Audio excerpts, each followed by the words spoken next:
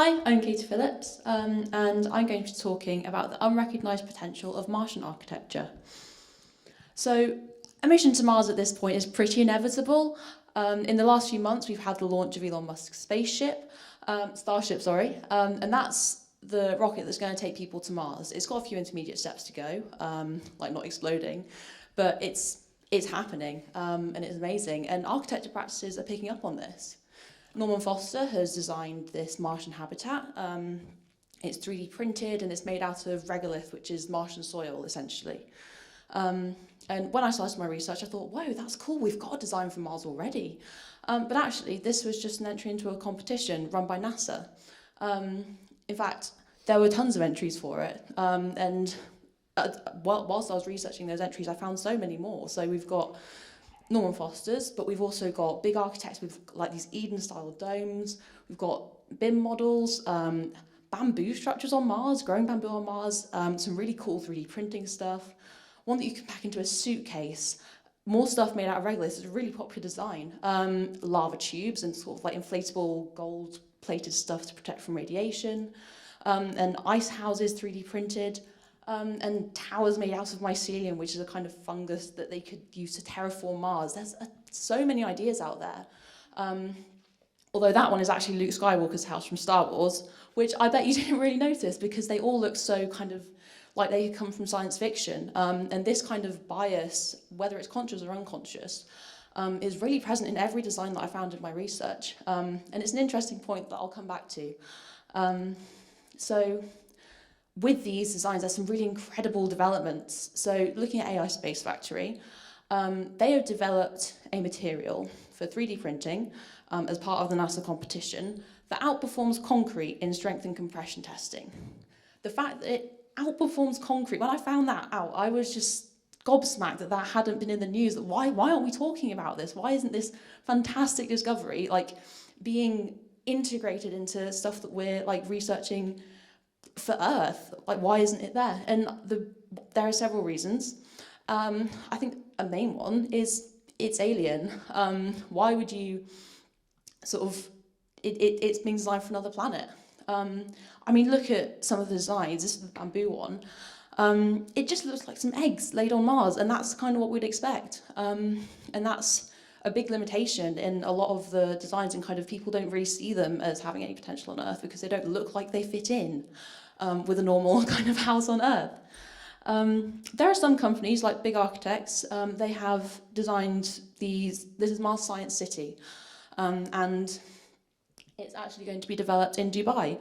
It was commissioned by the United Arab Emirates to be built, and it's planned and everything. And it's going to have these it's going to be self-sustaining with hydroponics, and it's designed so it can be expanded into cities on Mars, like these rings that you can see. But that's the problem. It's designed for Mars. It's going to be exhibited on Earth, and that's fantastic, but the actual progression of the technology isn't really making its way into terrestrial architecture, which is just ridiculous. The fact that we've got this stuff happening on Earth and it's not being talked about. So why? Another reason is lack of awareness in the places that matter. Specifically, I'm going to talk about NASA, because they are obviously a big instigator of getting people to Mars. And they have this fantastic technology transfer program where they acknowledge they have made some incredible discoveries that they didn't mean to in fields such as medicine, sensors, and aerospace and stuff. These are all the categories. I know it says your categories. Those are all the categories that they have on their patents website. And there isn't an architecture one, which I thought was a bit of an oversight, really, given that they're branching out. They're going to build habitats on the moon and on Mars and further. So why on earth isn't there an architecture category on there? Because I did a bit of digging. They have something that can kind of store the CO2 made from like cement production, and that isn't even that out there. That's something that we could use in current building practices, given how much concrete and cement we use. But why isn't that more talked about? And it's the lack of awareness. They also have the patents for the kind of regolith polymer 3D printing stuff, which again is a bit more advanced, but it's still there. It still exists on Earth. So why isn't it being talked about? And I think And this lack of awareness, I don't think they necessarily realise, because they don't have many people, many architects to kind of talk about it.